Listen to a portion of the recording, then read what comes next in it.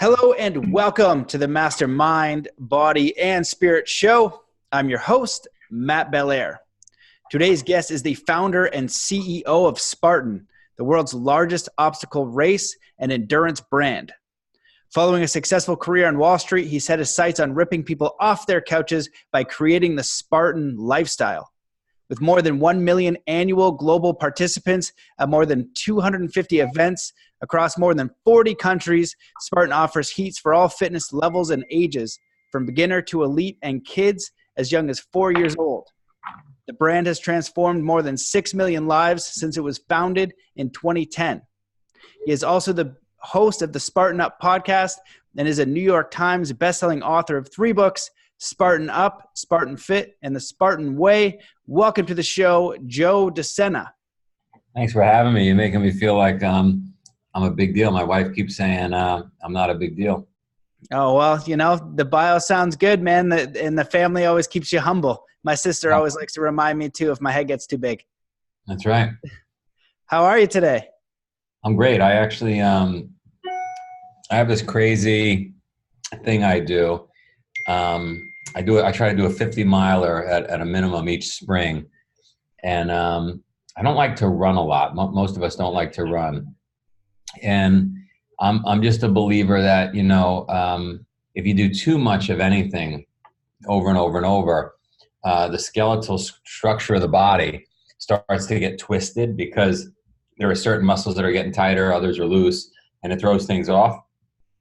So I don't run a ton, and I probably do too many burpees. But so what I try to do is 14 days before the 50-miler, and I've been testing this out for years, is I run 10 miles a day for 14 days in a row. I do 300 burpees and 150 pull-ups. And the burpees are sloppy and the pull-ups are sloppy and the run's probably a little slow. But today, I felt really good.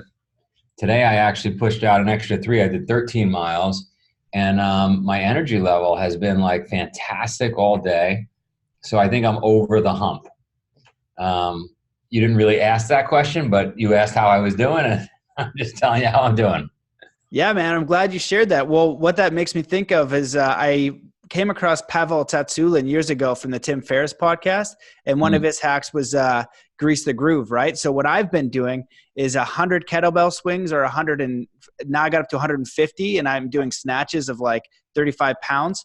And my body's starting to adapt, but I had these weird kind of like pains in my body, and doing 150 pull-ups in that cycle, that's quite a lot, man. That's pretty impressive.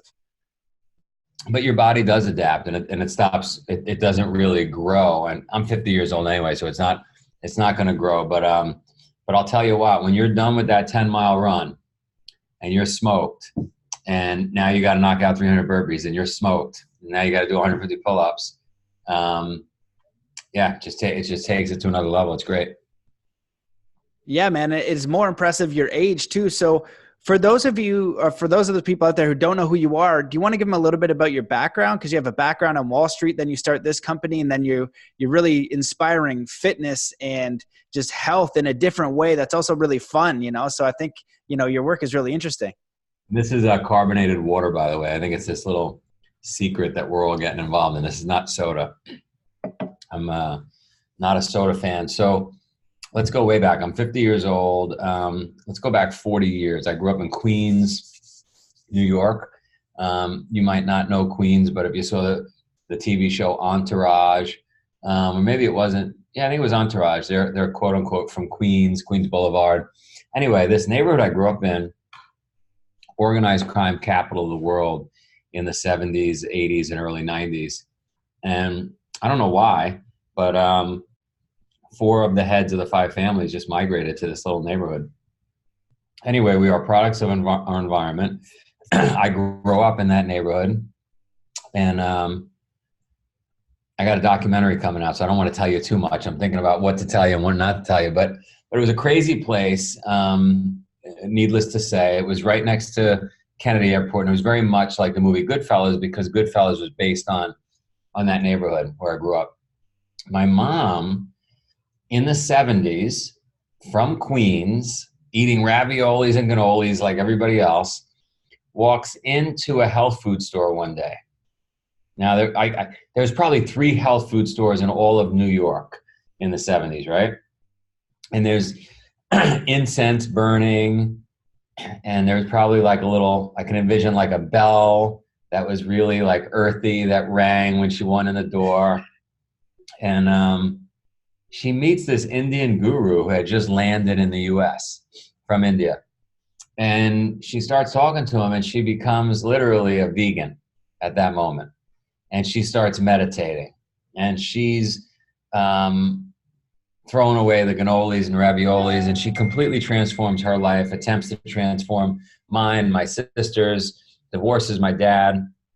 And so I've got these 2 opposing forces for the next 15 years that are stoic in their own sense, right? Because mom is like, she'll meditate for 30 days straight. She'll fast for 30 days. Like, she is off her rocker, right? On what she's pushing the limits on. And dad will do 24 hours a day of work nonstop. He'll eat donuts, not take care of himself, becomes diabetic. So, but like a workaholic like you've never seen. I feel like I'm doing an advertisement for this company with the carbonated water. And I guess I'm in the middle. My sister and I are in the middle. I don't know really which way to go, but I start a business. I start a swimming pool cleaning business. My neighbor was the head of the banana organized crime family, and my parents are getting divorced, and my dad's going through tough times financially, and my mom's crunchy and a wacko, right? Because she's got gurus in the living room chanting, and I can't even make sense of it all. There were no yoga magazines or Whole Foods back then. And so, I want to be like one of these tough guys. I mean, they have nice cars, they have suits, everybody respects them. They're in the newspapers every once in a while. They got lots of money. And so I start cleaning a pool for my neighbor, teaches me a bunch of lessons. I build that business, sell it, go to Wall Street in the mid 90s, have an incredible run on Wall Street till the mid 2000s, sell it, meet my wife, buy a farm in Vermont, and start growing kids and chickens and horses and all kinds of stuff, and found purpose. I was probably chasing my ego and my image for the first 10 years that I just described. Then I was chasing money. And then I found purpose. I had a family, 4 children, got this farm, and I was racing and doing all these things myself because I think I took a little bit of what my mother was teaching, and I took the guru and the meditation and all that and wrapped it in a Spartan cloth, and here we are. I don't know. 40 years later, we're in 275 events, 40 countries, and I'm just like my dad, working like a maniac, although I'm eating healthier foods. Wow, man, that is a fascinating origin story. It's just, it'd be such like conflicting views. Yeah. Before like any yoga and stuff, like people barely know what vegetables are. And you're just like, where's my traditional pasta? Like what's happening here? So yeah. Wait till you see the documentary. It's, it's amazing. Knock on wood. It's amazing that I didn't end up going the wrong way. So many people did from the neighborhood, went to jail or got killed.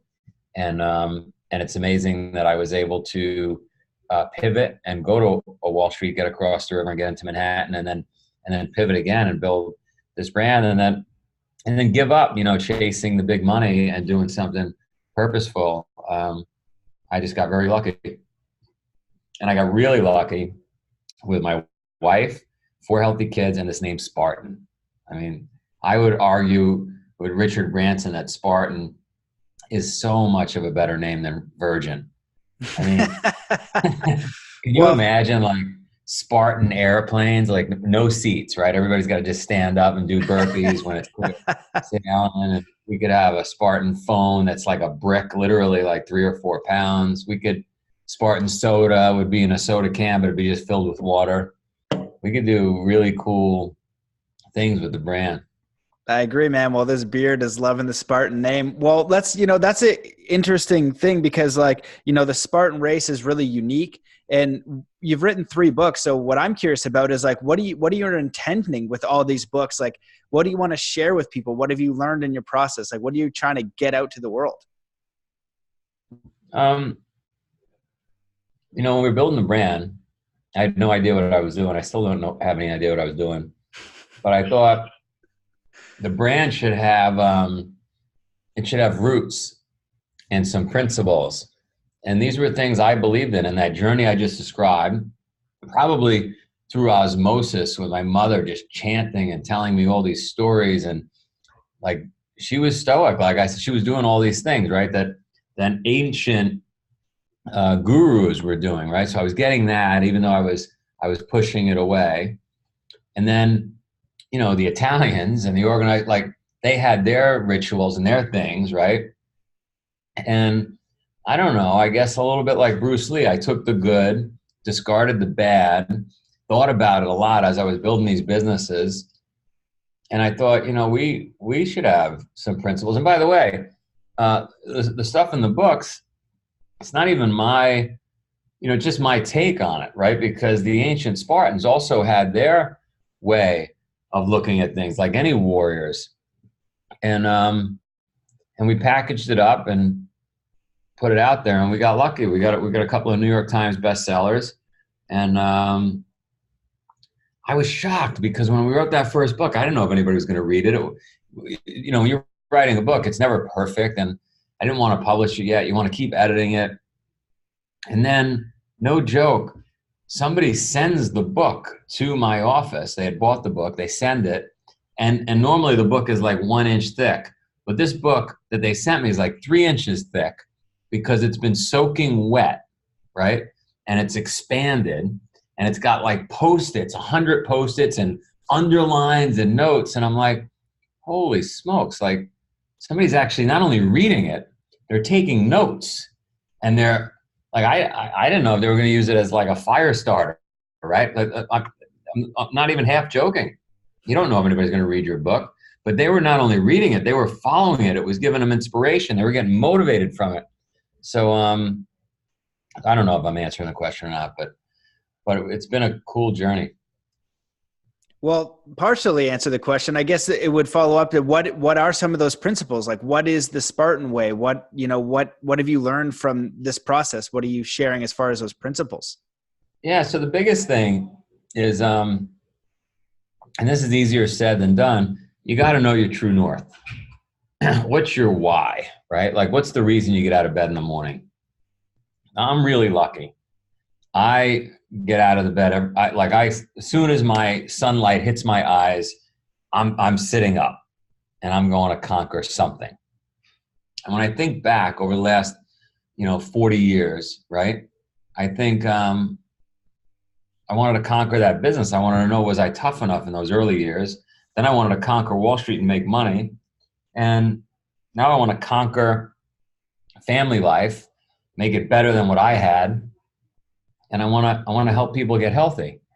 And so my why has changed, but I've always been motivated, inspired, just wake up and get after it. And so I think it's easier in life if you have a why. It's definitely easier if you have a why. And, most people have a really tough time figuring out what that is. And I think, we've heard that question, like, what would you do if you had all the money in the world? What would you do if it was your last day on earth? Good questions. But I love this question of, what would you do if you knew you were going to fail anyway? Like, if you knew you were going to fail, you're a terrible wrestler, but you're going on the mat every day you show up for wrestling practice. You must love wrestling. It's probably your thing, right? Spartan Race lost money for 15 years. But every day I woke up and I put on these races and I spent money, and it was a complete shit show. But I must love it, right? That's my why. Like, my first business was a disaster for a while, but I loved it. Wall Street was incredibly hard. I lost all my money but I loved it. That was my why. So, like, what would you do if you knew you were going to fail or you were failing anyway. That's probably your thing. So if you nail that first principle, then what? Then commit. And most people, they're like non-committal, they're soft about it. And you got to commit by like telling everybody you know, I'm running this 50 miles on May 4th. And the reason you do that is you got to be on the hook, because human beings shy away from like being uncomfortable. We don't want to be uncomfortable. That's like a survival instinct, right? We want to be on the couch. We want to be naked, playing with Netflix. Like, that's what we want to do.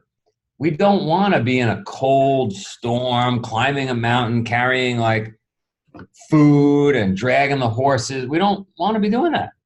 So the only way you're going to do it is by committing or having like people holding you accountable. So what I like to do is just tell everybody, this is what I'm doing on this date. And now you're on the hook. And hopefully friends hold you accountable. Now you're committed. Now what? It's all downhill from there, right? Think about it. Like, you're committed to getting married. You're committed to starting a business. You're committed to having children. Go through it. Whatever, you pick it. Whatever your thing is, right? That is like the best moment in this cycle that you're about to go through. Committed. I'm going to climb Mount Everest. It's going to be great. All downhill from there. Like, not actual downhill. You got to go uphill, but you get the point. Because you got to start training. You're going to go to bed early. You're going to find probably some new friends. You're waking up early. You're not drinking as much wine. You're not eating junk food. Like, it sucks. It's hard, right? And then all the naysayers are going to pile on. And they're going to say, I told you not to do this. You're like, you're too old to be doing this, or it's too dangerous, or I can't believe you're leaving your family. Because other human beings, they're like crabs in a pot. They like to pull the other crab down with them. And I'm not a negative guy, and I'm not a conspiracy guy, but like, most people are not lifting others up. They like, misery likes company. So like, you've committed, it's feeling awesome, and then it's all downhill. And I don't want to give away the book, but like, I then describe the principles that you need to hone in on and master. Again, not mine. They've been around for thousands of years. In order to get through that trough, come out the other side and achieve your goal. It's really easy to achieve goals. You just got to follow these simple things. They're not mine. I'm not a physicist like the other people you have on this podcast. I just happen to have studied why people succeed certain things and why others don't, why I've succeeded certain things, why I failed at others. And if you follow these basic principles, like wake up early, it's a simple one. Just wake up early. Don't hit the snooze button, right? Don't stay up late. If you're hanging out in a bar, my buddy Dan Penna, my buddy's if you're hanging out in a bar on a Friday night, burping and farting, hanging out with friends, drinking beer, watching a football game, that's probably what you're going to be doing 20 years from now. You're not moving forward, right? So if you're doing that, you're not going to achieve your goals. Anyway, I'm rambling. That was awesome, man. That was a really, really good share. And well, how many principles are there? Can you share like one? I know wake up early. There's a lot of books on that, and there's a lot of science that says like you wake up at 5 a.m., you're a lot more productive. So there's plenty of research out there. I was just curious if you can share one or two of the principles for moving through that, because I found that same thing too in my research of, athletics and how do superhumans do what they do? So I trained with Shaolin monks in China, and they could break stone with 2 fingers. And I wasn't sure if it was real because it was really extraordinary. Could break thicker pieces over their head. And what I discovered in an interview, it was extraordinary dedication of hard Qigong. They would whack their fingers against a tree, and they would use meditation and put the focus and energy in the fingers or in the limbs that they were using. So it was real, but it was like 6 and 8 years of dedication to a simple principle. So it wasn't complicated. It was just extraordinarily challenging to follow through on that type of training for such a duration of time. So you asked the question, like, what are the principles? Let's go back to, I gave you a couple, right? Mm-hmm. You got to know your why, because Because if your why isn't to be one of the greatest Shaolin monks ever, how are you feeling on day 400 of banging your finger against that tree, right? Like, you're like, what the hell am I doing here? I am dying for a McDonald's Big Mac. Right? You do not want to bang your finger against that tree. And then, are you really committed? Did you tell everybody? Is it written in the newspaper that you're not coming home for 8 years until you can break, 5 bricks with 2 fingers? So it's that simple and it's that hard. At the end of the day, it's hard work. It's just putting your head down, getting it done. Look, there's a great blog out there called "Will It Make the Boat Go Faster?" I don't know if you've ever heard this, but and I'll screw up the exact facts, but I don't know, late 80s Olympics, I think, or late 90s Olympics. A rowing team out of the UK is going up against, I think, the Australians, and there's no way they're going to win. They're just not fast enough. They always lose to this other team, and the coach says, we're going to try something different for the next couple of years or 18 months, whatever the time frame is. We are going to ask ourselves, with every decision we make, will it make the boat go faster? Hey guys, let's go get some ice cream. We crushed it today. Will it make the boat go faster? No. All right, then we can't get ice cream.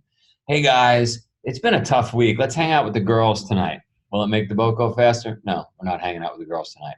And so I've been really lucky because my whole life, I didn't even know that there was a blog out there or this principle of will it make the boat go faster. I just naturally did that because I was just dying to achieve whatever it was I was getting after.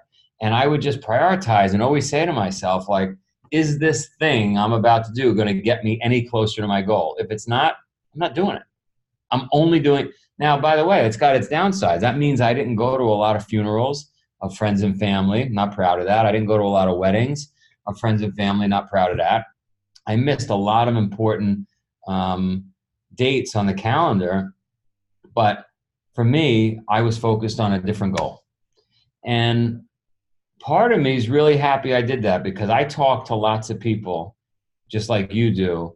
And I can't tell you how many times I heard, man, I wish I would have went to college. Man, I wish I would have finished college. Man, I was so close to making the Olympic team, but I just like to drink too much. I can't even tell you how many times I hear that. And had they just instead followed that principle of asking yourself, is this thing I'm about to do going to get me any closer to my goal? They would have achieved their goals. It's that simple and it's that hard.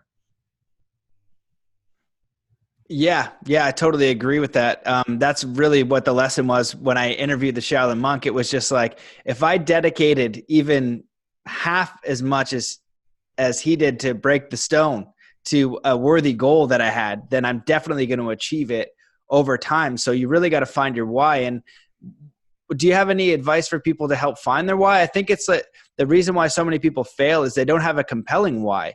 It's like the first hurdle that they get, they're going to stop because they don't know why they're doing it. But if you are committed, like you said, you failed several times. And I'm going to kind of throw 2 questions at you at once, but like being from Queens and having a tough skin, a lot of people don't have a tough skin when it comes to failure or criticism or, all that naysay. They're really soft. So do you have any advice for those kinds of things? Well, it's funny, right? Because we talked a little bit before about finding your why, asking yourself that question that says, what would I do if I'd fail anyway? That's one way.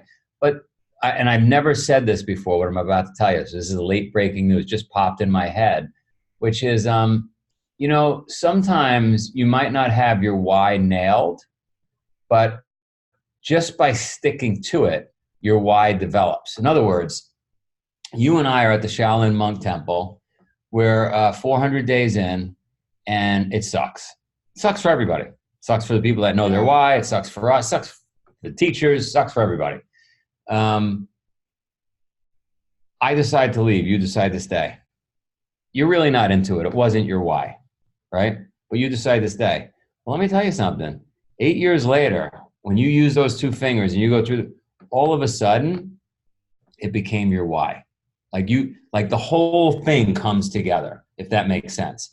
Who was it? Who was the tennis player that hated his dad, hated playing every day? Was it Agassi or? Maybe it was Agassi. It Yeah, was it was Agassi or somebody who was, yeah, because it was Agassi versus Sampras usually, right? And I think one of them, yeah. Agassi hated tennis. His dad was pushing him too hard, whatever.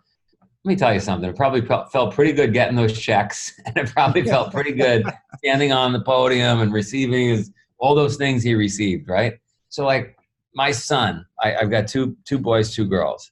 One, I hate wrestling, this and that. Okay, listen. As soon as you win a national championship or you're 18 years old, you can quit. No problem. You've got an out, right?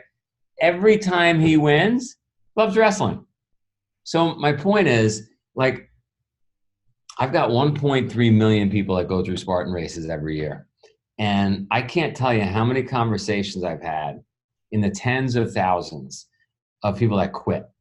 Oh, it's not really for me. They're halfway through the race, whatever, they're tough. Every single one of them regret it. And then you talk to people that are having a terrible time. I've been there, completely broken. Day 400 with the Shaolin monks, you and I. But you stick it out and you get to the finish line, and all of a sudden you feel great because nothing good comes easy. So I don't know if I answered the question well, but like, I think you got to commit. I think you got to pick your thing, hopefully, because even if you wanted to become the greatest Shaolin monk ever, and you had read all the books, and you and I you're still going to friggin' hate it 400 days in. You're going to hate it. You're going to start convincing yourself. There's going to be a little thing that chirps in your head that says, this is stupid. It's really not for me. I want to be back with my mommy. Like, that just happens to all of us, right? And so you just got to stick it out. Something else happens. When you get to that 8-year mark and you're breaking these bricks or pieces of wood or trees with those 2 fingers, your brain releases a ton of chemicals. We know this, right? There is something called future memory that occurs in your head. And what it is now you've achieved the goal. The next time, now you're going to be, you decide you want to become a samurai master for the next 8 years. And you're on your way on a boat from China to Japan. Your brain releases a little taste of what you got at the finish line with the Shaolin monks to get you prepared and psyched up for the new challenge. So actually, you're getting an advantage versus me who quit and went back to Queens, because you now are on a path to succeeding over and over and over again. Success kind of helps achieve further success. That's why boxers, if you and I were boxing managers, we give our fighters a couple of layup fights, right? Because they feel good. They get some confidence and chemicals get released in the brain. So the next time they get in the ring, they're getting a little taste of what it's going to feel like to win. Yeah, man, I definitely agree. And you certainly answered the question, because the way that I've kind of framed it is it's more of like a direction of where you're going. You don't know the outcome sometimes. Like sometimes you have a specific outcome in mind, but as you continually take action towards what inspires you or your why at the time, it unfolds, and it is hard work. And that's, I think we're in a culture where we want it quick and we want it easy. And really what the masters are telling us, what people who are successful are telling us, is like, there is no easy way. Arnold Schwarzenegger has a quote, and he's massive. He's like, there are no shortcuts.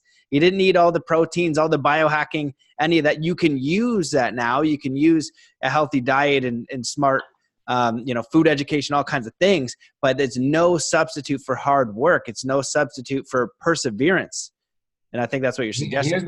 Not to sound like, cliche with all these things, but like at the end of our lives, you and I are sitting on rocking chairs, and you made it through not only the 8 years with the Shaolin monks, but you did another 7 years with the samurai masters, right? So you nailed those 2. You got those 2 certificates. You got a sword and the 2 fingers. I got nothing. I got like a can of beer, and I'm in Queens. Anyway, we're sitting on these rocking chairs. You're actually not going to be talking about those 2 certificates. You're going to be talking about those 8 years and those 7 years of like, that's where the magic was happening. You hated it when you were in it, but actually those are the things you reflect on. Like, we're not sitting around and saying, wasn't it awesome when we were sitting on the couch watching TV 20 years ago? Like, that's not what we're talking about. We're talking about the hard times. So if you could somehow embrace those hard times and realize that when you're in the thick of it and when it sucks and when you're going through that hard work, I guarantee you Schwarzenegger, when he reflects back on his life and the awesome times, it was those days he hated it in the gym. The only bad workout is the one you don't do. Yeah. Yeah, absolutely, man. I agree. And I think you're as good or better at analogies than I am. I thought I was pretty good at analogies, but they're fantastic. I'm loving them. I'm making it up. I have no idea what I'm doing. But you're doing it. You're doing something. Well, I guess my question would be around then human potential and embracing the suck. I'm sure you've heard of David Goggins and possibly you've read his book and what that guy, what he went through and put his body through is just absolutely absurd. And, you know, we look at the limits of human potential. And I think that there's a certain part of the world that's really like looking at human potential. You've got Wim Hof breaking these world records, doing different things, sitting in cold and doing interesting stuff. Now you got David Goggins coming out and Navy SEALs are hard enough. And he's like, I'm going to like triple some of that and push my body beyond. So I guess I'd ask your question on achieving our own highest potential or what you think is possible for the human in general. I have a great David Goggins story I'll tell you in a second. So at Cornell University, the wrestling team, my buddy's a coach, Rob Cole, Koll. We should get him on here at some point. You'd love him. Anyway, he takes all his wrestlers in first day of the season. And he puts the treadmill at full incline as fast as it'll go. And he says, one at a time, stay on as long as you can. Wrestler gets on, he runs, I'm making it up. 3 minutes, 12 seconds, gets off. Coach, I'm bleeding. That was as far as I can go. No problem. Next guy gets on. He goes like 3 minutes, 30 seconds. Coach, I couldn't take another step. Next guy goes on. 4 minutes, 1 second. Next guy goes on. Now, he didn't place them in order of potential. It's just that when the human being sees where the last person went, he's able to eke out another 15 seconds, another 20 seconds. What do you think happens 2 weeks later? They're all doing triple the distance that they said they couldn't take one more step. So human potential is really limited by, like, my mom meditating and fasting for 30 days. A woman that like was cooking raviolis the day before, like, and didn't like, you know, it's just, it's wherever you can take your mind to. And so that's the limiting factor for all of us. I put on some crazy races in Pittsfield, Vermont, where we have our farm, and David comes up to do one of our 50 milers. And so the week before, or maybe a few days before, I go out and I got to run the 50 myself and flag the course. So I'm out there flagging the course, and it takes me, I'm like lost. I don't know how I'm lost. It's like my backyard, the woods, you know. And I call a buddy of mine who knows the forest pretty well, and I'm telling him what I'm seeing and where I am. He's like, no, I think you went off track. But so I backtrack literally like 12 miles, okay? And I find where I made the mistake. And so I ripped down the flags for about 100 yards for those 12 miles. And I get back on the right track, and I finish the 50-mile loop. Anyway, the race goes off. David's leading it the next week. It's him, and I forget the competitor's name. They were pretty much neck and neck. Anyway, David doesn't come in. We don't. He somehow got on my track. And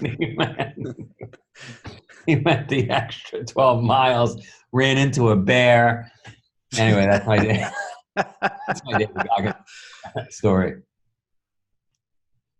And the other time I ran into him, I was running Badwater, and he was out there one year when I was out there. But tough guy. You ran Badwater? Yeah. Holy crap! You finished? Finished, yeah. A lot of people didn't finish. The year I did it was 137 degrees. At that time, it was the second hottest recorded day in U.S. history. My shoes melted.